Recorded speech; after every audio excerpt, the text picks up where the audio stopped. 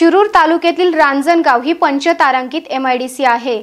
सरदवाडी, करडे, बाभुळसर व परिसरातील अनेक गावच्या शेतकऱ्यांच्या जमिनी एमआयडीसीच्या पुढील टप्प्यासाठी शासनाने बेकायदेशीरपणे हस्तगत केल्या असून आमच्या खोट्या सह्या केल्याचे सांगत अनेक पुरावे देत काही शेतकऱ्यांनी आपल्या व्यथा पत्रकार परिषदेत मांडल्या आहेत। माजी आमदार अशोक पवार यांनीही या शेतकऱ्यांना पाठिंबा देत त्यांच्यासाठी लढा देणार असल्याचं स्पष्ट केलंय। नेमकं काय आहे हे प्रकरण व कशी झाली आहे फसवणूक हे खुद्द बाधित शेतकऱ्यांच्या तोंडून जाणून घेतले आमचे शिरूर तालुका ब्युरो चीफ रवींद्र खुडे यांनी। आम्हाला सुभाष देसाई मंत्र्यापाशी आलो, सगळी फाईल जमा केली व चौकशी सुद्धा लावली दादांच्यासाठी। स्वतः आम्ही दादा 3 वेळा गेलो दिला की कुठे केलंय ना त्याला सांगितलं चेक घेऊन द्या आणि आलोनी पत्राचे मुद्दे 8 वेळा 3 वेळा जाऊन आलेले आहे। आमचं काही नाही, पण तुम्ही खोटे काय केलं खरे करा।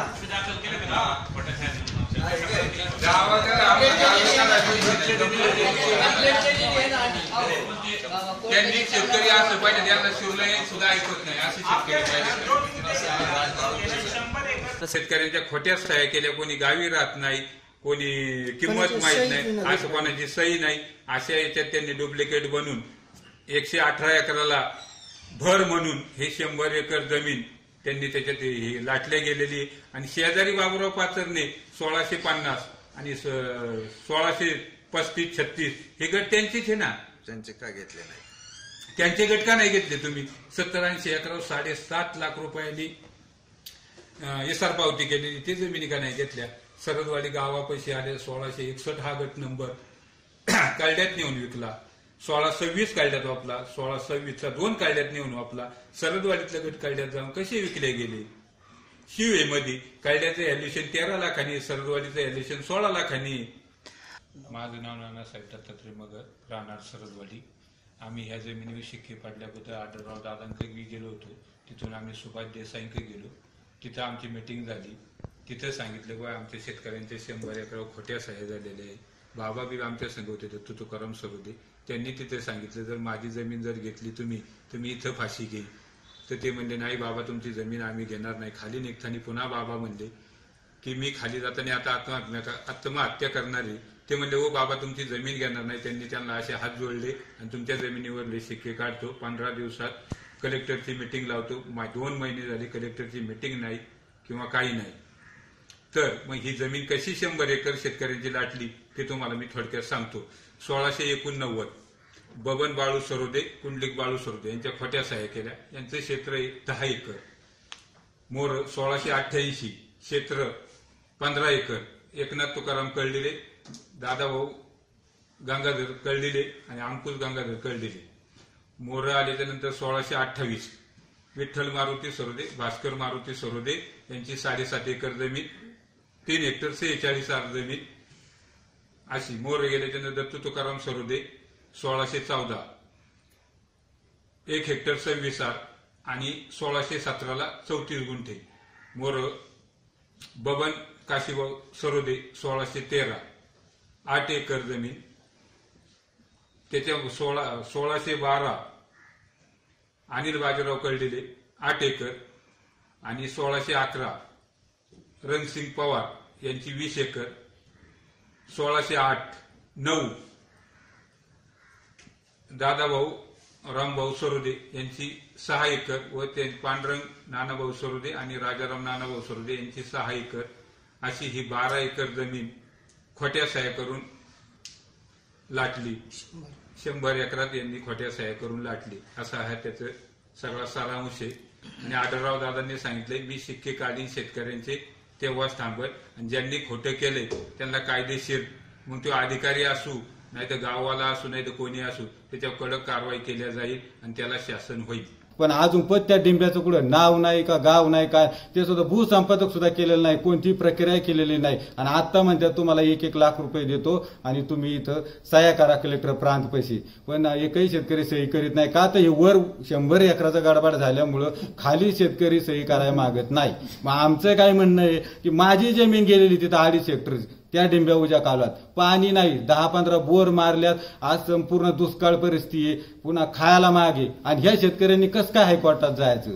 मरायचं का? आत्महत्या केल्याचा पर्याय नाही। आमचं म्हणणं आहे सगळ्या अधिकाऱ्यांनी पण पहिलं माझं म्हणे दादा आढळरावांनी खासदार साहेबांनी आम्हाला मदत केलेली, त्यांनी पहिलं या शेतकऱ्यांचं पहिलं मार्गी लावा आणि त्यांनी शब्द दिलेला आहे. मग सुभाष देसाईपाशी सुद्धा आम्ही गेलेलो आहे, पण देसाई साहेबांनी म्हणतात वरून तुम्हाला समजा सांगितलंय, अधिकाऱ्यांना सांगितले, पण का अजून कोणती चौकशी व्हायना? आम्ही असं तरफड्यासारखं इकडं पळ तिकडं पळ कवर पाळायचं, कुठं काय करा, दुष्काळ पाडा, इथं पाणी नाही हा, आणि कवर आम्ही इथं हे करायचं. याच्यासाठी आमचं एकच म्हणणं आहे, दादांनी सहकार्य घेतले, दादांनी आम्हाला शेतकऱ्यांना न्याय दिला पाहिजे. आज त्यांचं सरकार आहे, आज त्यांची सत्ता आहे, सगळं त्यांचंच आहे. मग आज काय होतं, शेतकरी अन्याय का झाला? शेजारी एमआयडी शिक्के निघल्यात मागच्या काळातल्या सरकारमध्ये आणि बांधलच खेटून लगेच शिक्के पाडल्यात, 300 एकरावर शिक्के पाडल्यात.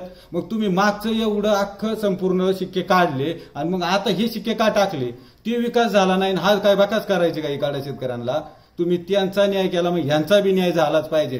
तुमची द्यायची ना, मी म्हणतो 2 नेते ना, तुम्ही तुमची जमीन द्या, पण यांची जमीन घेऊ नका. आमचं एवढंच म्हणणं, हात जोडून विनंती करतो की मी एक सामाजिक कार्यकर्ता आहे बाळासाहेब पारदे म्हणून, यांनी माझ्या का आले भेटले, मी दादांक गेलो, दादांनी सहकार्य केलं, मंत्री साहेबांनी सहकार्य केलं. फक्त आमचं एवढंच म्हणणं, विनंती हात जोडून की यांना न्याय मिळावा.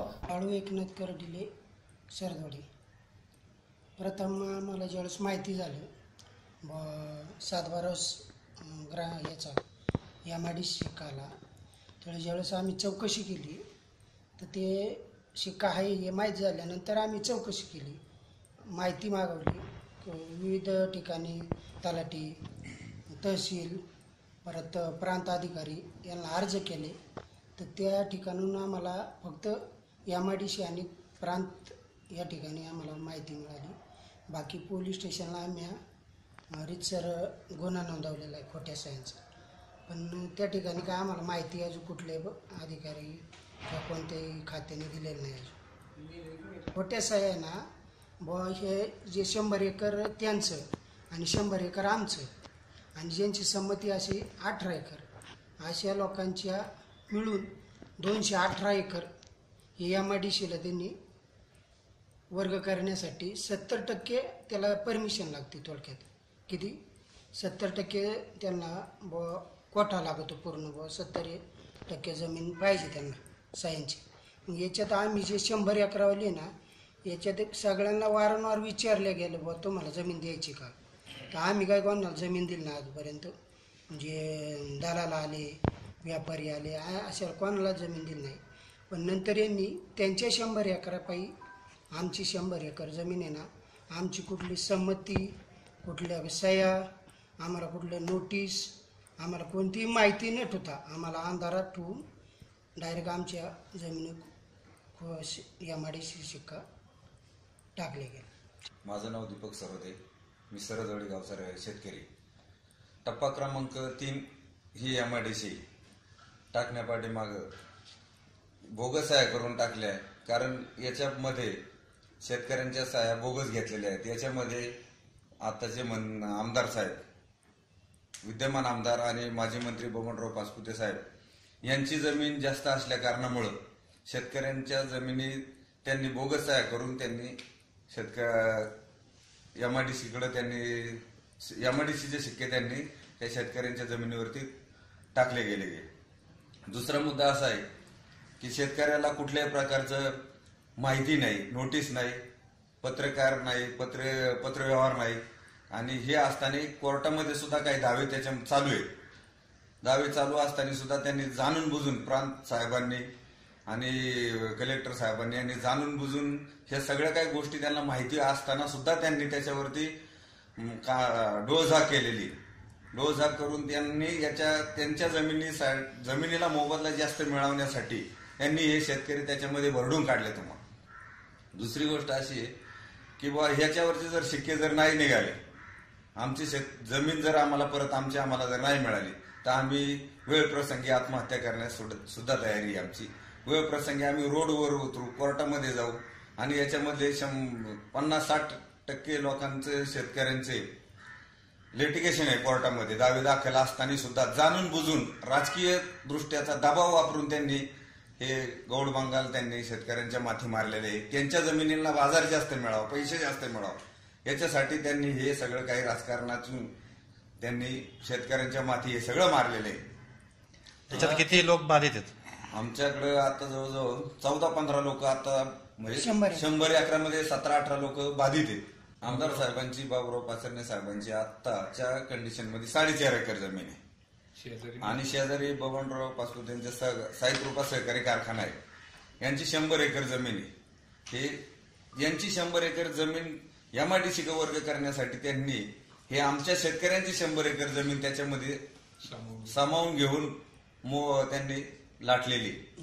शेतकऱ्यांची संमती आहे असं शासनाला अधिकाऱ्यांना भासून तो कोटा पूर्ण करून खोट्या सह्या करून त्यांनी ते एमआयडीसी वर्ग केले. 2 वेळेस भेटलो पण आमदारांनी एकच सांगितलं, तुम्हाला कोर्टात जा, कुठं जा, माझा काही याच्यामध्ये रोल नाही, माझा काही संबंध नाही. तुम्हाला तुमचे दरवाजे मोकळे आहेत, तुम्ही काही पण म्हणजे कोर्टामध्ये जाऊ शकता.